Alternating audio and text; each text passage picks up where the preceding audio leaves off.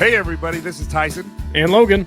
And you're listening to Dad Bods and Beards podcast. It's a show that gives you a fresh look on being a father, a husband, and honestly, a man being in today's world.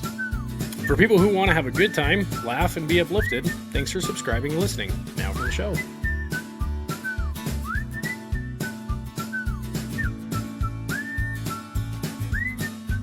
What up, everyone? Welcome to Dad Bods and Beards.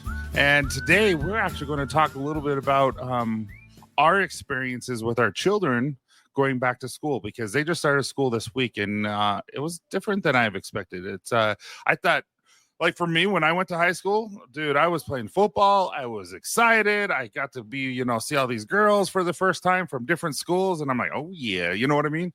And my son was scared, and I've never experienced that, and we'll talk about a little bit more about that, but I really think, and we'll talk about other things too, but I really wanted to discuss, like, what is causing our children to be afraid?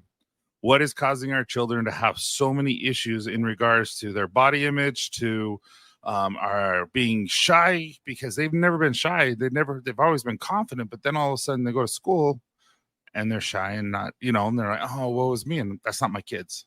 So that's what I want to talk about, Logan. Yeah, man. So that's just it's a hard thing, because this is obviously all new to me. You've got more kids than I do, obviously, like, significantly. I've got 2. You've got what, 6? I have 6. What, did you have to stop and think there for a second? Like 1, I did. 2, 3. Like, I do have 6. Yeah, you're right. Yeah. But see, you have adult children. My oldest is 7. So second grade is as high as we are right now, and then my youngest is starting kindergarten next week. So the biggest thing that we have to deal with is just the anxiety of just that comes with little kids, right? I can't imagine everything that you are having to cope with or deal with or kind of work through with your kids that are maturing, that are having, like, going from adolescence into, like, the teenage years into, like, young adulthood, and all of, like, the hormones and all of that stuff. Like, I don't even have the slightest experience in that. So the worst thing for school right now is 5th grade, because that's when they do maturation. And so all my kids have gone through it except my youngest daughter, and she's in 5th grade now. And I'm just like, well, crap. Is that just a fancy way of saying sex ed? No. So what happens is, at the end of the year, or it's like 2 or 3 months before school ends, they'll bring a paper and says, hey, do you want your son or daughter to be a part of maturation? And so they'll have a nurse, like, from or a doctor or someone come from the hospital and come explain the difference between men and women and how babies come. And then after that, I usually take them to some sort of ice cream or something like that, and we talk and answer any questions that they have and stuff like that. But it's so awkward because I'm ruining their life. They're like, wait, so how was I born? Well, it's like, did you ever listen to, like, the Blue Collar Comedy Tour, like Jeff Foxworthy, Larry the Cable Guy, Ron White, Bill Engvall? I love all their stuff. I'm pretty sure it was Jeff Foxworthy. He talked about, like, his wife saying, you need to have the talk with your son. And he said he's sitting down with him, and he's like, and 35 minutes later, I'm sitting there with a pen and paper looking at him going, you can do that? Like, kids nowadays, I mean, just with the internet alone, I'm like terrified.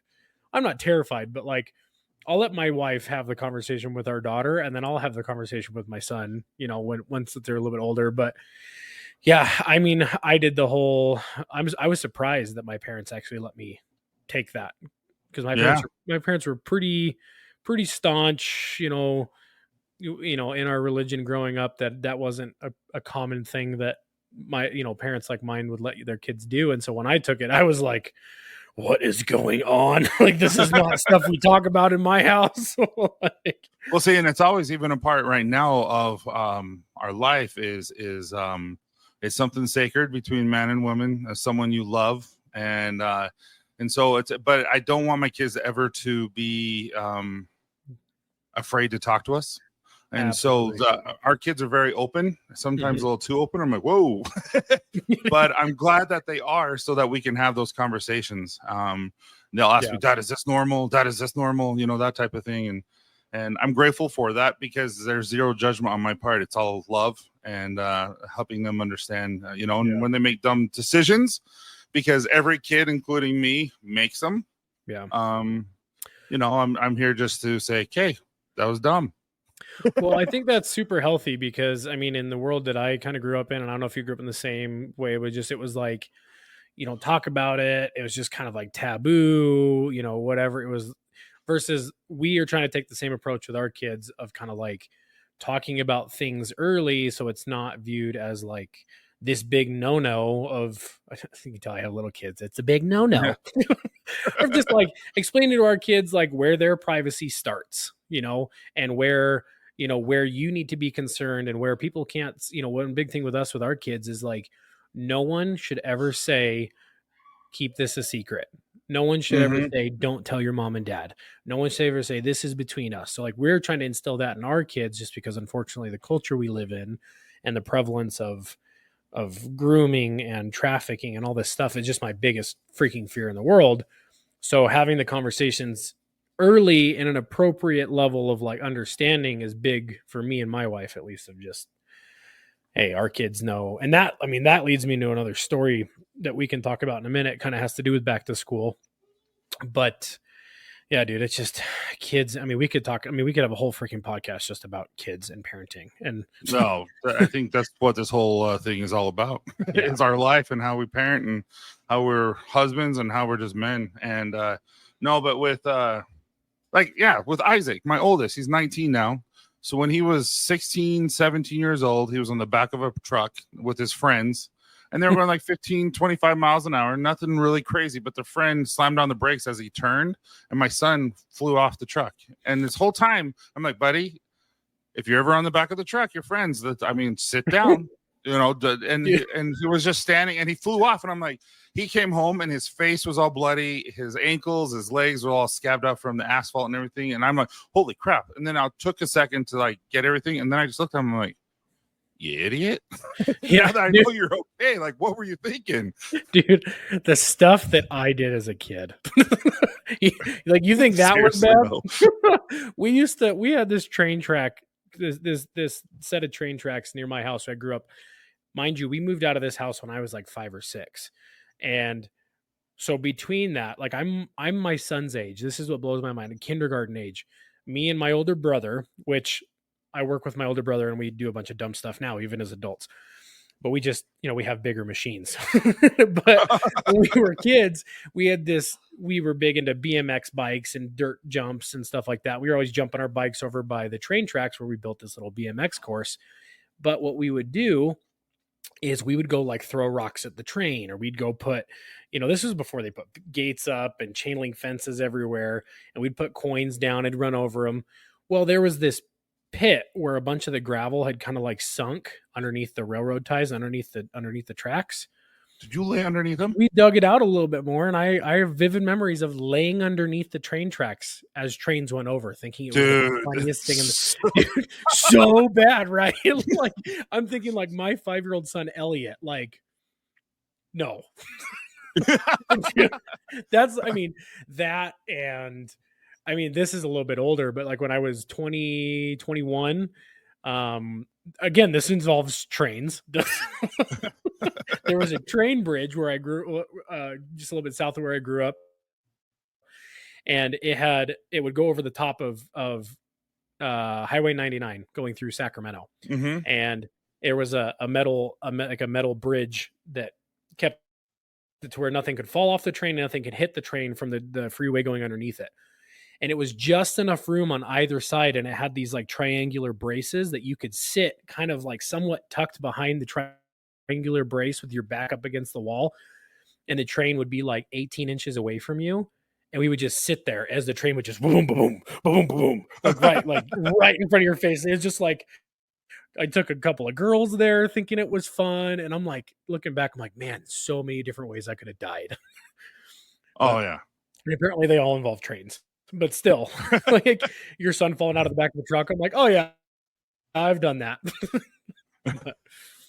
And I truly like I've never did anything dumb like that because I was always busy doing stuff. And so I think once the dumbest, no, it's not even dumb. Just like we went mountain biking and we went to Park City, went all the way up to and then it took us all day to get up there. And then on our way back down, it was actually Cody, my brother, and we would take the tram all the way up Park City, and then we'd take the bikes, and then we'd go down. And so it's just literally, it would take an hour to get up there, and it would take us like a minute to go down because we'd go down the Black Diamond as fast. We were probably going 60, 70, 80 miles an hour down the mountain. And I'm like, dude, if we just hit a rock just wrong, we're dead.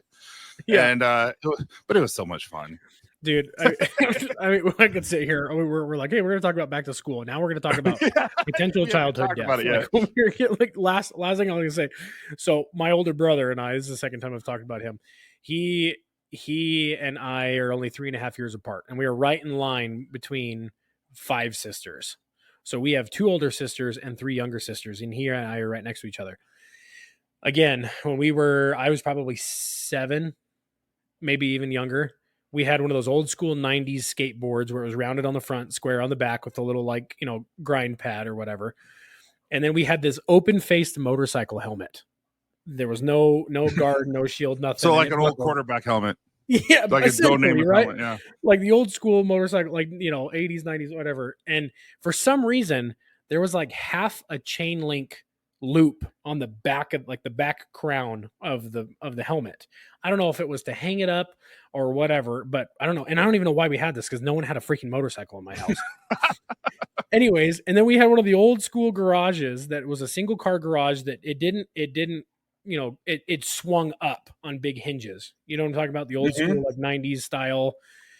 Anyways, I'm sitting there. I'm like 6, 7 years old. My brother puts me on the skateboard, puts the helmet on my head, and then ties a rope to the garage and ties a rope to the back of the freaking helmet, and then pushes me down the driveway. So dumb. And then eventually the rope stops, but the skateboard didn't. And then my neck took the brunt of it. And I just remember laying sprawled out on the freaking driveway, being like, "Oh, something's hurting." But like the stuff that didn't kill us or paralyze us as kids is now I'm like, if I saw my kids do that, I would be like running after them, like trying to stop them. Cause I don't know. It's just a different time frame, man. Or just different era. Well, what's funny with what I'm telling you about going down the mountain that fast, I think it was just a couple years ago. I had all my kids. You're like, I wasn't even a kid. I was a full-blown adult with responsibility. I had a full-time job. I was taking care of my family. Oh, dude. But no. But needless to say, back to school is a lot different now than at least to me. Because I used to be excited to see my friends. Even when I went from junior high to high school, where you had 3 junior highs meeting up to the high school that I went to, I believe, 2 or 3, I don't know. Anyway, and we're meeting new people. It was exciting for me, and my oldest or my second oldest boy, he was petrified. He was scared. He got a haircut that he didn't like, but he asked for it. Like, she did what I wanted, but I hate it, and now I don't want to go to school. Like, he was terrified. He was shaking. This was just last week, right? Yeah, and I'm just like, what is going on? I have never seen you like this. Yeah. I've never seen one of my kids so scared like that, and it actually really kind of hurt my feelings almost. That I'm like, what did I do wrong? You know what I mean? Mm-hmm. So yeah, it's just a different thing. Where my daughter's a cheerleader and she's like, everyone's going to hate me. No one, just like, no one's going to hate you. You're a wonderful person. Everyone loves you. And it's just like, I used to have very confident kids, and I feel like all of a sudden, just at least this week, they weren't, and it kind of scared me. Well, I mean, just think of the pressure that you and I feel as like full-grown adults from social media sometimes, right? Now imagine growing up in that era. Because I grew up in the cell phone era where kids were starting to get cell phones in high school. Like, I had a Motorola Razr that I had to share with my little sister as a junior in high school, right? And it wasn't until after high school that smartphones started coming out. And obviously you went to school when what was it? The rotary phone was still a thing. No, that's serious. I think my senior year, we got a pager, and my mom gave me a quarter. So anytime she needed me, I could call. Well, see, my high school still had payphones. Like I would still call my Yeah. mom every now and then, like I forgot something. Yeah, like that But was you call collect. I'm here. Come get me. And then hang yeah. up. Do you remember those old commercials? Like the "How to Baby Eats a Boy." Like, do you remember that one? Yeah. The guy that's just like trying to make a baby announcement without getting to collect call charges. But that's what I'm saying. But now you have kids that are going through the whole high school experience, but they have social media as this overlooming pressure to be perfect. And you have freaking kids that are social media icons, and they are still like adolescents in school, right? Like some of them are really good positive influences, and some of them just kind of slip right into the same, body image issues, like social pressure, peer pressure, bullying, all that kinds of stuff. And like I said, I can't even freaking imagine what it's going to be like when my kids get to junior high and high school. So yeah, it's so. I have a daughter in a treatment center, and I'm going to just leave it at that. So I don't, all that kind of stuff. But there was a doctor there, and she's gracefully, is that gratefully? I don't know, she gracefully accepted graciously. She, guys, I promise I have an education. Speaking of back to school, Tyson. Graciously is the word. Please use it. She graciously accepted our invitation, and she has a PhD. She's world renowned. She goes and fights for women, body issues, and all that. Anyway, she was talking an hour and a half lecture that I went to, and it was about social media and how since 2010 it has affected everyone. Yeah. But what's funny is with guys, it does affect us, but it didn't affect us even remotely the same as women. Mm-hmm. Yeah. And so what happened is it's since 2010, when Instagram kind of came about, it skyrocketed. Where women, their depression, their anxiety just skyrocketed, and it was crazy. Where guys still increased, but nowhere near that. And she said it's because that just like how big tobacco and things like that came after the guys and use certain stereotypes to kind of get us in there and start doing that. Well, they have a way to be able to come after to women, and a lot of it has to do with body shaming. A lot of it has to do that, and so they have a lot of dieting, and they become addicted to this. And so all of a sudden, next thing you know, is they're on it all the time, trying to figure out how they can lose weight or how they can look better. Yeah, and what's fun, and Facebook and all these guys know it, but and the Congress knows and everything, but they're not changing it. And so you have all these women that are trying to feel like they should look a certain way or feel a certain way, and none of them do. Yeah. Like, what was it? She said Vogue magazine, in order for them to get the perfect curvature of a woman, they used the 11-year-old girl. Shut up. And no, that's serious, as a model, just to get the right curvature, because an adult woman can't have it. Gross. And they're talking about airbrushing and all this kind of stuff. And so our daughters are seeing this, and they're thinking that this is how I should look like. And I'm like, that's not how they look like. No, that's an airbrush, or that's a little girl in an older woman's body or face. And she was talking about like even Pretty Woman with Julia Roberts. That's not her body. Really? I didn't know that. So she's going to come on one of our Ask an Expert episode, right? I think that'd be good. And so what I mean though is I was just shocked about how they are targeting our daughters, dude, and our wives. That like boils my blood for a second. Yeah. So and it's disgusting, and it's working. Well, it's funny you say that, because just the other day, my wife and I were talking, because I've made comments about like how my confidence has like increased a lot since being on TikTok the last year and a half, because you get some people that follow you and they become the most amazing complimentary, fans, right? Mm-hmm. And I've had an increase in self-confidence because people, when people are constantly building you up and saying that you're funny, making their days brighter, or like they even leave some very interesting, like, I gotta send you a someone screenshot. would stop using bold glamour. Dude, that filter is money. Don't even. For you, I look like a troll when I use it. Dude, I don't know what it is, but that filter, my like the way it hits my eyebrows, and I'm like, dude, I might start wearing makeup. That thing makes me look good. But no, but she said the funny thing is like, guys, it's funny is it's almost like your followers will like build you up a lot on social media if you're like a guy, but women experience more teardowns from other women.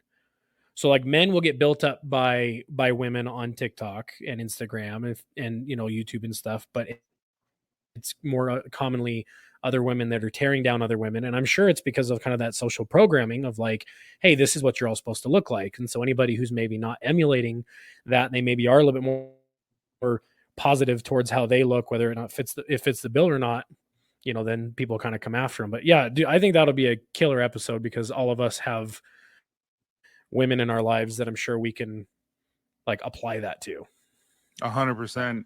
And I know that just even for me, I call it the fat man syndrome, where I will go and make fun of myself, and make me a joke sometimes because I'm uncomfortable with how I look sometimes. Dude, self-deprecating jokes is like my thing. Like I do that all day long. And I think it's that's a lot has to do with what's going on, and so just seeing our kids going to school and being nervous. No, my 5th and 6th graders, dude, they're so confident and all this kind of stuff. And I'm trying to keep them away from social media. I've learned a lot with my 3 oldest compared to my 3 youngest. Like the first 3, I got them regular phones, all that kind of stuff. Now with my 3 youngest, I'm doing the Gab phones. Yeah, we have that. Yeah, and so they can't get online, they can't get any apps, all that kind of stuff. And now, I have family, what is it called? Like apps in there where you have protection plans so your kids can't see certain things. However, I don't know if you know this or not, but people can get away with it and they can get around certain blocks, child blocks, just because they do certain things and because they're disgusting and they come after your kids and sometimes they get them and it becomes really addictive, unfortunately. Oh yeah, and I mean, and it can ruin life.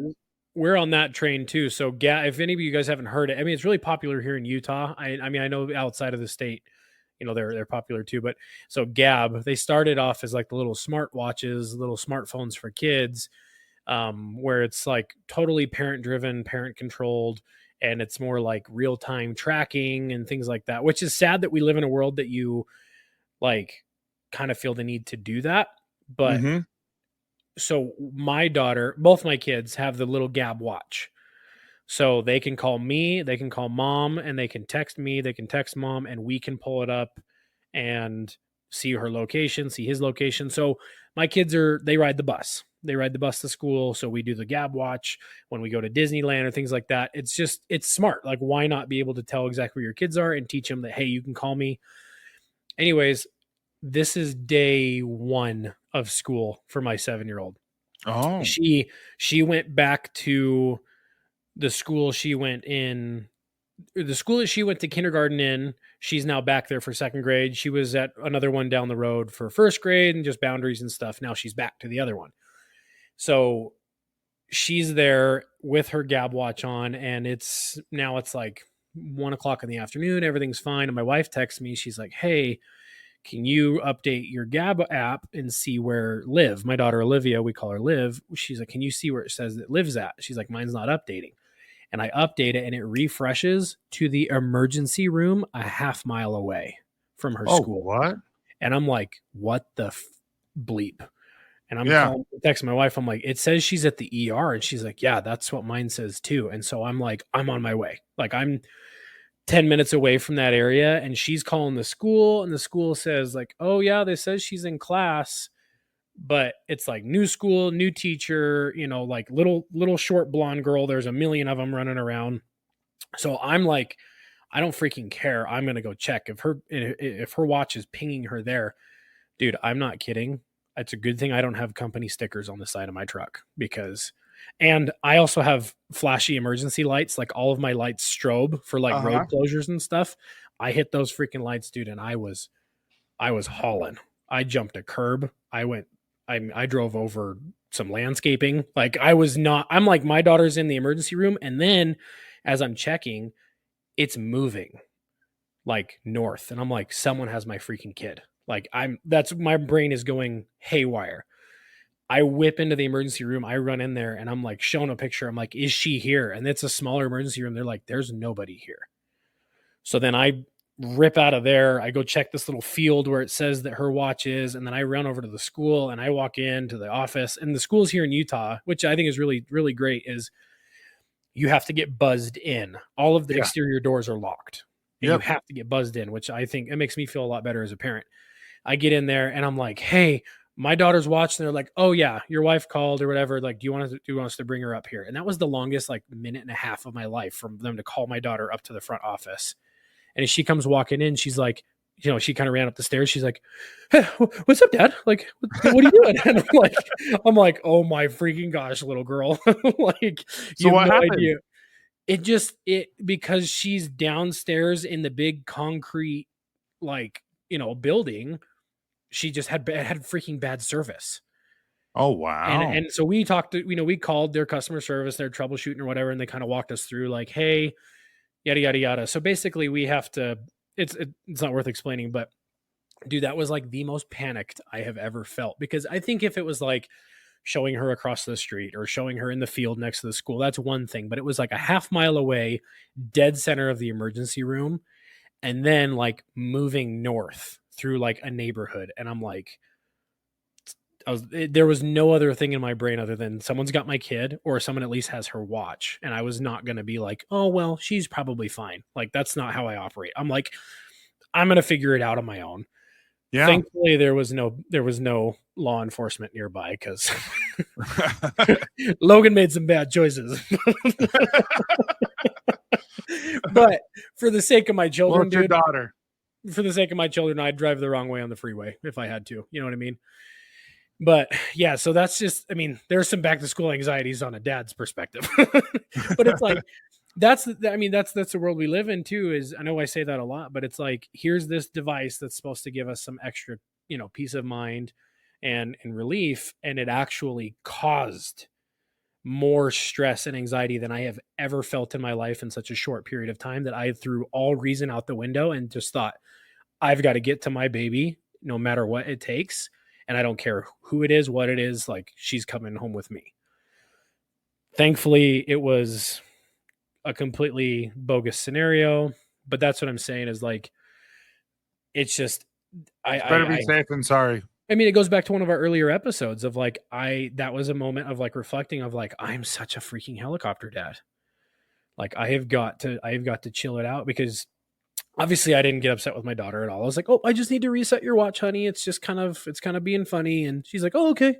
Can I go back to class? My new teacher's super funny. And so I just like, I'm like, yeah, babe, have fun, yada, yada, yada. But yeah, dude, that was my back to school anxiety. Obviously yours is with, with your kids and you're feeling like you did something. Dude, I just think overall, just,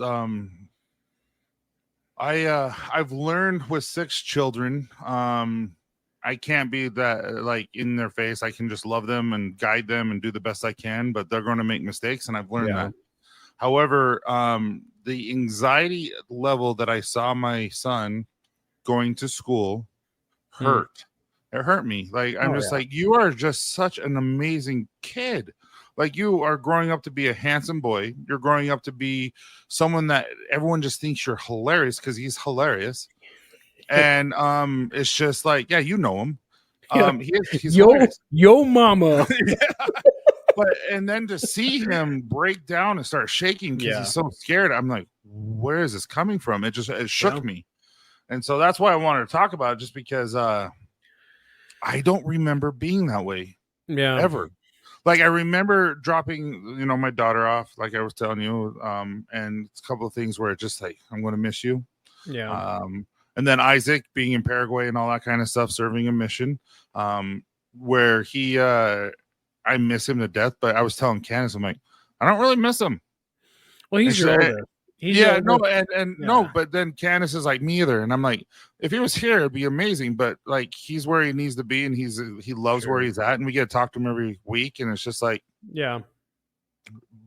but with her, it's a little bit different, and so it's really been hard. And then with him, and then just I don't know. It's just dang kids. Why can't we just always be happy and kind to everyone? You think about how we grew up, and it was, kind of the tail end of kids are seen and not heard type, parenting. Not that that's a slam on either one of our parents. I don't know how your parents were. But like talking My about mom had a whistle. Yeah, that's all she had. Just like if mom you had a heard the whistle? whistle, like with the two fingers and the tongue, and whistled really loud, it's like if you heard that, it's time to come home. My brother does that. My brother does that with his kids. My brother can whistle stupid freaking loud, I and still he don't does know how that with they his do it. kids, and they come running. I wish I could, but my kids would just be like, "Dad, stop." Well, no, but like, so my upbringing was, we didn't talk about like emotional Bruno? feelings very much, right? We didn't. What'd you say? Bruno. We We didn't don't talk talk. about Bruno. We don't talk about Bruno. Yeah, we just No, watched no, that. We just watched that the no. other day. But yeah, we didn't talk about emotional, feelings and needs and stuff very much. There were 7 of us. My dad traveled 3 weeks out of every month. My mom was just, did you guys eat today? And then we played sport, we played sports. We were in Boy Scouts. My sister was in FFA. Like there was just a million things always going on. So one thing but my oldest daughter, she has a lot of feelings, and she is so intelligent, and she is so charismatic, and she is so sweet, but she has these big emotions. And I know where that comes from. It comes from me, because mom is very level-headed, very reserved, and very mature. Dad has all the big emotions, right? So she gets that from me. And so it's not uncommon for me and my 7-year-old daughter to butt heads, because like she knows how to push my buttons unintentionally, and I know how to push her buttons unintentionally. So one thing I've been really trying on, and I'm trying with a big asterisk, meaning like still failing multiple times a day, is to give her the patience and the security, knowing that like you can talk to me no matter what your feelings are. If it's anger, if it's frustration, if it's sadness, if it's anxiety, all of that stuff. But my big asterisk with her is, but you can't direct it at me and your mom. You can't direct it at your little brother. Just come talk to us about it. And her, she almost has like the physical, like she wants to like, she'll kind of like punch her leg, or she'll like want to slap a pillow or something like that, because she just has all these big balled up emotions. So like I'm learning with my kid kind of how to like express like adolescent emotions, like, because I never really did that. I would just kind of get angry or bottle it up as a kid. Mm-hmm. So this is a whole new experience for me too, is like being able to like, it's like the change of like, I'm not talking to her like she's a little kid anymore. Like she gets it. She's understanding. Like she's growing up. She's getting a lot smarter. And so I try to like meet her at her level and be like, hey, tell me what you're feeling. What is, and a lot of times it's, I don't know, which at that age, I think that's a fair answer. She's like, I don't know why I'm mad. I don't know why I'm sad. I don't know, whatever. Cause there's just so many freaking things, so much stimuli coming at these kids all the time. Sure. So that's my current battle, man, is like, I want my daughter and my son to feel like dad is just, because mom 100% is a safe place for them. But I want them to always feel like that is for me too. And it's this constant battle of like, do you kind of take the authoritarian approach and be like, stop it, that's disrespectful, don't talk to us that way, I'm taking this stuffed animal away, go to your room, time out, versus like, some people might call it, being too soft, or like, there's the whole gentle parenting thing. But it's like, I'm looking back, I'm like, there's a handful of times that I can vividly remember at her age where I wish somebody would have sat me down and been like, what's bugging you, dude? Like, come on, buddy, talk to me. Like, why are you so angry? Because, as I grew up, and I keep teasing this, I say this every freaking episode. Maybe we should have an episode soon about like Logan's story, about kind of where my maturity level in adolescence turned into my mental health battles. Yeah. And how I think that maybe some things in my childhood could have helped that in the beginning stages. So like, that's my big fear, is like, I know a lot of mental health issues are genetic. So I don't want to like instill in my kids that you can't express your feelings, even though sometimes it might come off that way. So it's just this constant battle, dude. It's like what Robert posted. Robert posted like, it's this thing about like parenting's not easy if you're a good parent. You know what I mean? Like if you're trying to Mhm. be a good parent, it's not easy.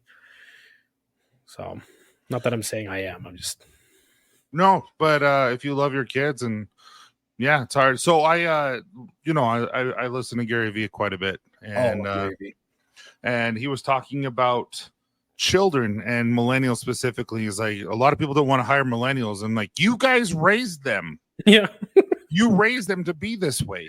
yeah. And he's Exactly. he's like, have your son get in a fight. It's okay. If he cries after he loses a sport, it's okay. Yeah, He's like, you want them to care that much. You want them to be able to. It's like you don't want them just to get a participation trophy because they did something. He's like, you want them to want it.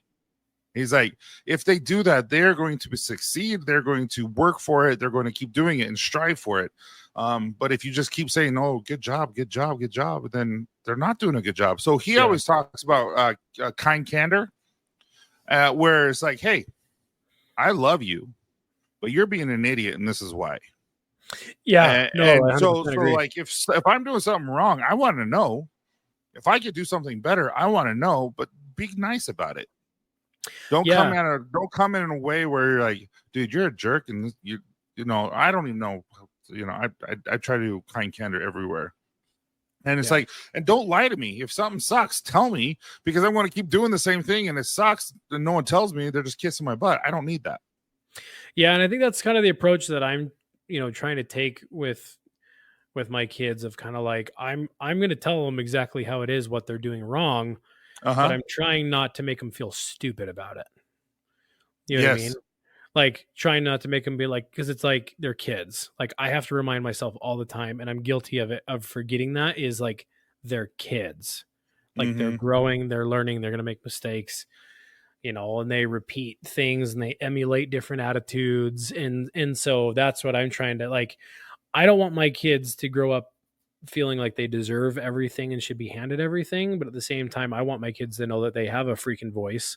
And if they have something if they see something that needs to change, or they feel they need to change something, or like they need to be heard, like you bet your freaking dollar that like my kids are going to say something one day, right? That's what I want for them. But at the same time, I want them to be who they want to be growing up. So it's just trying to feel them out and realize that my kids are different people than I am, if that makes sense.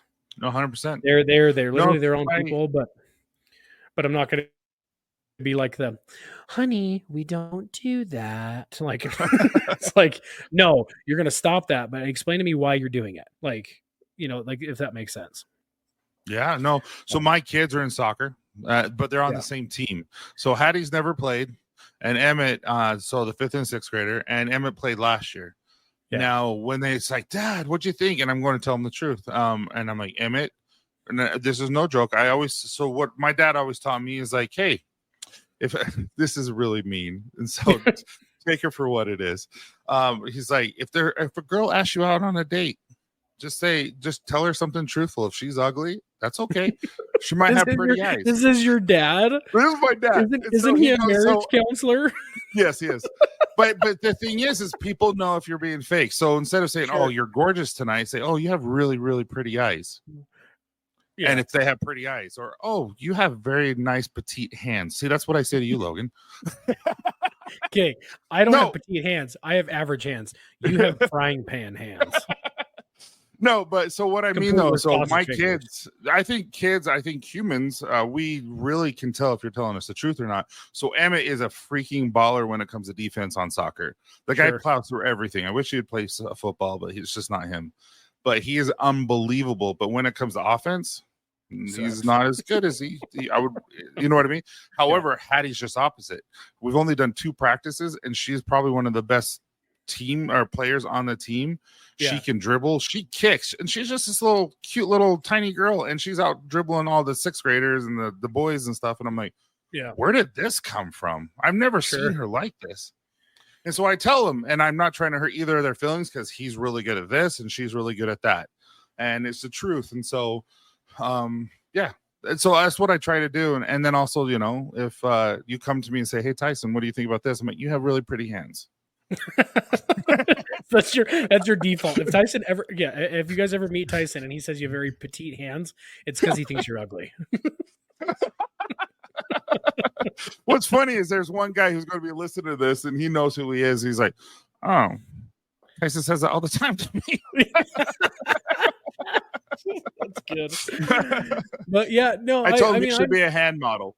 I mean, I'm kind of the same way. My kids both play soccer, but they're, you know, my daughter is in the age where they're starting to learn the rules and the positions of soccer and the different, you know, strategies. My son still plays bunch ball. We're all, you know, freaking 10 kids, all 10 5-year-olds in the field, right? And then you look over and my kid's wrestling with one of the other kids, and it's just like we're here for the interaction and not here for like. So, but it hits a point where, like, my dad is a very level-headed, slow to anger, you know, patience guy. And my brother and I grew up playing football, wrestling. You know, I did track and field. I did, you know, like shot put and discus for a year or two. So we did a bunch of like competitive sports and stuff. And then my sisters played soccer. But my brother was a really aggressive wrestler. I sucked at wrestling. I was in the bigger boy side where you just pretty much are like bear hugging and falling on the mat till someone runs out of breath. Right? My brother was. Send you that picture? Did I send you that? That's a weird segue. No, did I send you that TikTok where that big, huge dude falls on that little lady on the beach? Yeah, the one on the beach. It was like that. Well, yeah, that's essentially right. So, but then my brother was in the smaller weight class where they were all, you know, they were squirrely and they were like technique and stuff. My brother used to pin everybody in the first round. He was killer. I mean, he was on varsity as a freshman and he was amazing at wrestling. And he got so mad this one tournament that this one guy would not go down. He could not get him pinned. He was kind of like matching him a little bit. But my brother had a little bit of psycho in him like back then. Mm-hmm. And he started, and it wasn't illegal. I don't know if it is anymore, but back then, he started headbutting the kid over and over and over, like forehead to forehead, just boom, boom, boom. And the kid eventually sat down, like tapped out, crying. And my brother's just like snorting in like pure adrenaline. And my dad came up and he's like, "That's such poor sportsmanship. If you ever do that again, you're done." So it's like, I feel like that was an appropriate level of kind of like, yeah, you know, nothing's given, you know, just like nothing's a handout. You got to work hard. You know, my brother was like top tier, but my dad was like, but like being a decent human being is more important than winning in that scenario. Yeah. So I think it's like, there's a whole spectrum to that, right? Like you don't want to just, everybody's a winner. Everyone, you know, yeah, tell everybody they did a good job or they tried hard, but like understand that when you hit a certain age or a certain period, it's good to let kids know where your strengths and weaknesses are, and at the same time, like don't be so high end don't be so far on the winning side that you think that you're untouchable and that you're above reproach. You know what I mean? So, but I mean, you put a football helmet on. I really, really like that. That was really well said. Mm-hmm. I think you put a football helmet on, and then it's free game. You can hit whoever you want, man. That was the highlight of high school. If you're a bigger dude walking on the beach and you trip and you fall into a lady, just know that it's going to be a TikTok and it's hilarious. That poor guy. And the thing is, and I have sympathy, right? Because we're both bigger dudes, but like, yeah, he fell. That was a big boy. And he literally just lost his footing and fell onto a little lady. And I'm like, oh, that would hurt so bad. Yeah. But yeah, we'll have to have a whole episode on just kind of like high school memories and stuff, dude. Because it's like I've got some football stories, and I still have my football helmet, man. I put my Letterman's jacket on and I hold my football helmet in my lap at night and all the lights off and I just cry. This was just last night. Well, no, yeah. Well, I was the head coach's TA. He was in my senior year. He was the weight training coach too. Uh-huh. And so I was his TA, and I had all his keys and stuff. So I like went and after like gear turn in, I went and grabbed some spare stuff so that when we turned our gear in, I turned in the spare stuff. So I have all my old high school gear. So every now and then I put it on. But No, dude. And that okay, was how baby number 2 was conceived. Yeah. Oh, it's funny. Your wife, Chas, she listens like, no, you were taking that off. You weren't supposed to tell anyone. Yeah. Dude, I don't know if Chelsea would have been into me in high school. You know what I mean? Like, No. I don't know. I don't know if I was kind of an oxymoron, dude. I was in marching band, but I was also on the football team. So I like made fun of myself. I don't know if we would have been friends in high school. Hold on. I was on drumline. So I was You were on the color guard. No, I was, had doing the baton. The baton. No, I was on drumline. I did the cool side of it. But it was funny. That's a fun movie though. I do like that. So it's funny as I remember the high school music teacher coming to me because obviously the marching band plays at the varsity football games, right? Uh-huh. And my junior year, they kind of let me off the hook. But then my senior year, I remember the band director coming to me like, "You've got to pick one, Logan. I can't have you playing football and not at, the games are some of our biggest events every week." Like it was this big show. He's like, "Pick one. You need to know where your priorities lie." And I was like, "Well, see you later." Oh, seriously though. That's I'm like, weird. I'm not going to miss out on high school football. Like, are you kidding me? I'm freaking 5'10". I'm going nowhere.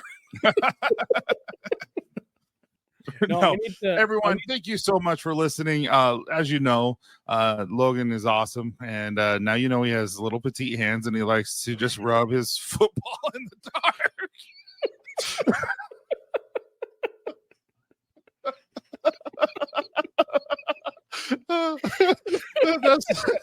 We've been getting some good feedback, and we really appreciate it. We've been getting some good messages, guys and ladies that are saying that they enjoy the show. Shoot me and Tyson the message if you think that there's a topic you'd like us to talk about, or even an expert in our new Ask an Experts episodes that we're doing. Please let us know.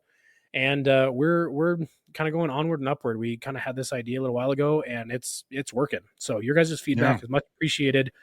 Please, please, please. I know it's kind of petty. Please leave a review. We've been kind of hovering around the same review numbers on all the different podcast platforms. So even if you're just leaving, a 5-star or whatever, if you wouldn't mind writing a review, it really helps push us out to more people. So it's true. You guys also share it.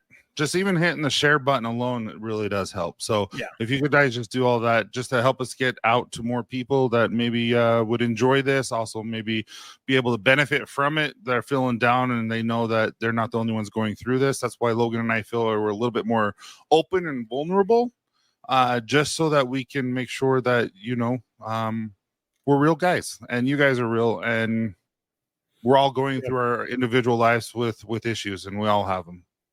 Yeah. And they matter. Yeah, dude, it's no one's the same. No two situations are the same. Everyone's fighting their own battle. And I think the more that we try to realize that, the more compassion we can have for the next person. So just go out there, be nice to somebody, give somebody a hug. Maybe not a stranger. That could be a little weird. Wait, you know what we should end it with? All right, we'll see you guys. Dad bods and beards. I have a love-hate relationship with that. Okay, bye. Right, bye. Thank you so much for listening, guys. It means the world to us. If you have a chance, please give us a 5-star review, as well as write something a little pretty in there so that we know that you know that we know that you care. Anyway, have a great day, guys. I can't do it. Dude, that was good. I like that. You can't redo it without laughing. That was good.